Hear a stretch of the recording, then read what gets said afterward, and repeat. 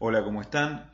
Bueno, vamos a ver hoy este apunte que es un fragmento del libro La adolescencia normal de Arminda Verasturi y Mauricio Nobel.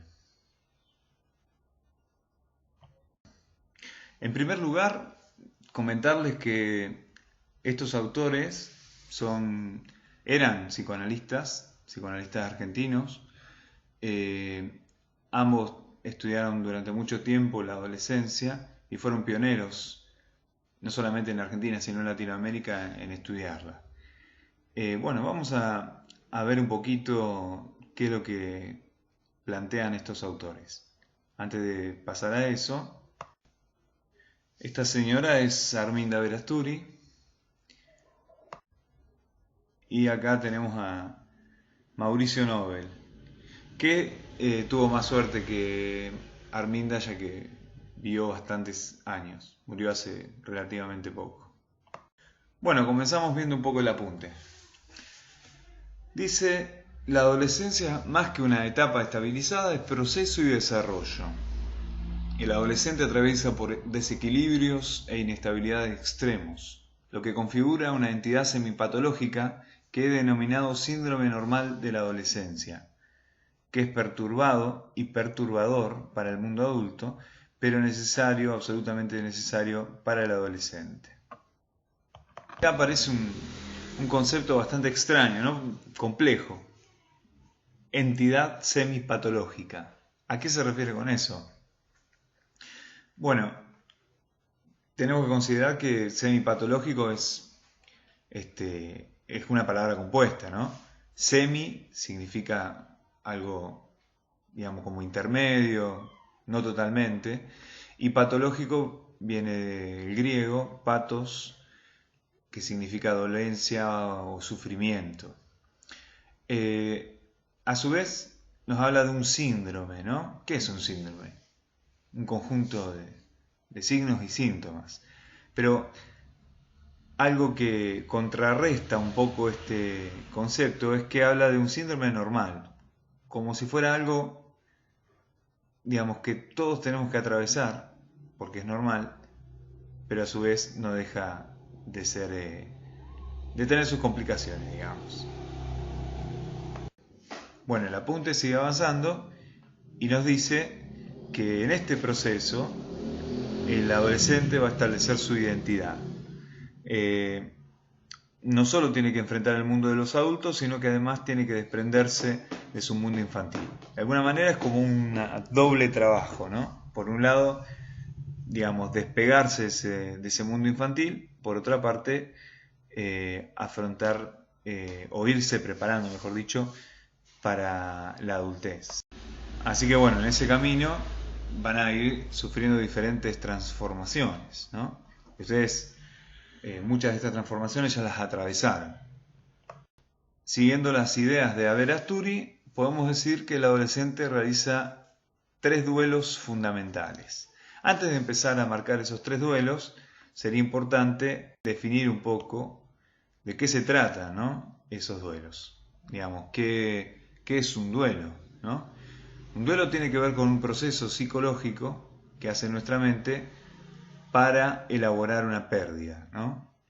Desde un duelo muy grande, que tiene que ver, por ejemplo, con elaborar la pérdida de un ser querido, hasta cuestiones más menores, como puede ser que te roben algún objeto, eh, digamos, que vos aprecias mucho, o que perdiste determinada cosa, o se te rompe, no sé,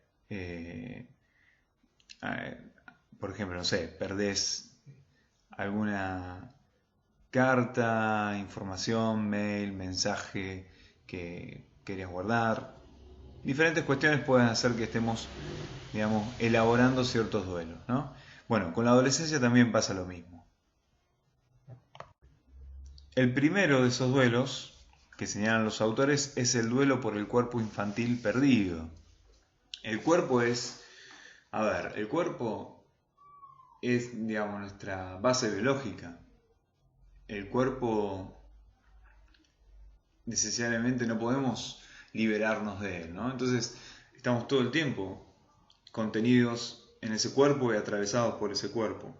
Cuando se producen los cambios en la pubertad, en parecer diferentes cosas, ¿no?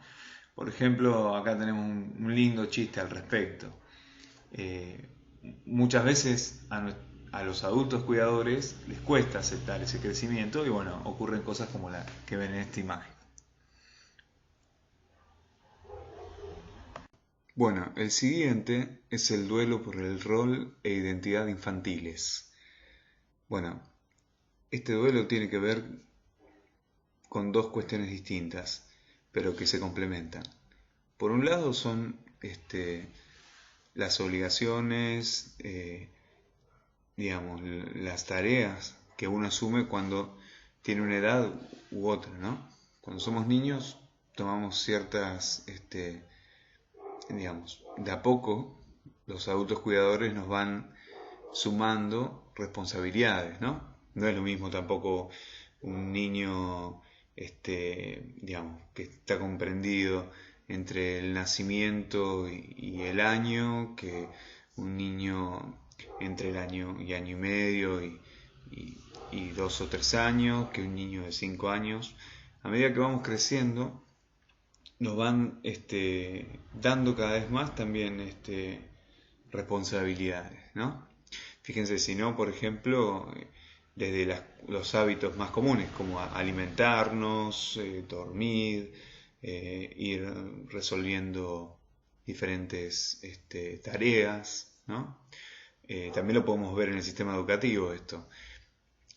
Por ahí alguno tiene hermanos o sobrinos, o primos, y puede observar, por ejemplo, esto, ¿no? Que cuando son muy chiquititos, primero no asisten a ningún centro educativo generalmente, luego pueden incorporarse al jardín maternal, donde ahí van a tener, digamos, más que nada cuidado y protección, ¿no? Y empezar a incorporar hábitos como ir, por ejemplo, horarios para dormir, para comer, para jugar. De hecho, todo eso lo vamos aprendiendo, ¿no? Poco a poco. Y nos van imponiendo eso. Y bueno, a medida que vamos creciendo, pasamos del maternal al jardín, y ahí también hay toda una serie nueva de juegos y nuevas responsabilidades, ¿no? Asumir también esto de compartir con otros. Y bueno, ya después en primaria, en esa etapa de la niñez, ya las obligaciones son un poco más estructuradas, ¿no? Por ejemplo, las tareas escolares, ¿no? Y diferentes, por ahí, tareas que nos piden los adultos que vayamos haciendo, ¿no? Bien, después también otro aspecto de este duelo es la identidad infantil. La identidad tiene que ver con esta cuestión de construir nuestro propio yo. De hecho, para el psicoanálisis, que es una de las corrientes teóricas, ¿no?, de la psicología, el yo, digamos, no está presente desde el minuto cero, ¿no?, desde que nacemos, sino que se va construyendo. O sea, nuestra mente va construyendo poco a poco nuestra personalidad, y eso se hace en base también a las relaciones con los demás, ¿no? A los lazos que establecemos con los demás y con la sociedad, ¿no? Cómo nos vamos entretejiendo entre lo que nosotros deseamos y lo que la sociedad nos va imponiendo, ¿no? Entonces, bueno, ese yo se va a ir configurando. Generalmente en la infancia está más vinculado a los adultos cuidadores, o sea, nos identificamos mucho más con ellos. Y bueno, se supone que en la adolescencia uno empieza a romper con eso, ¿no? Esto va a entrar en el último de los duelos que vamos a mencionar hoy. Y bueno, la imagen también que tenemos ahí es la de una famosa película que ustedes, por ahí muchos de ustedes ya la han visto, Toy Story. Una película que se basa justamente en un aspecto muy, muy arraigado de la niñez, que es la cuestión de los juegos y los juguetes. Para los niños los juegos, sus juguetes son realmente muy importantes, son parte de su mundo, digamos, ¿no? Y bueno, esta es una de las cosas que tenemos que elaborar cuando crecemos y somos adolescentes. Bien.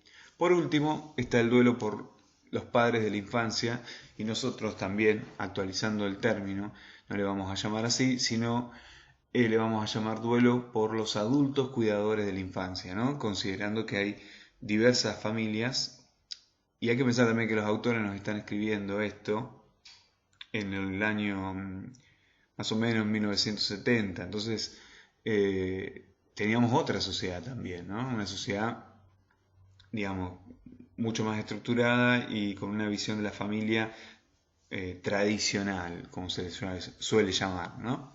Bien, bueno, volviendo. Este duelo por los adultos cuidadores de la infancia se refiere a que nosotros cambiamos, ¿no?, nuestra relación con ellos. Cuando somos niños generalmente buscamos, como dice, refugio y protección, ¿no? Pero a medida que vamos creciendo empezamos a encontrar tensiones, ¿no?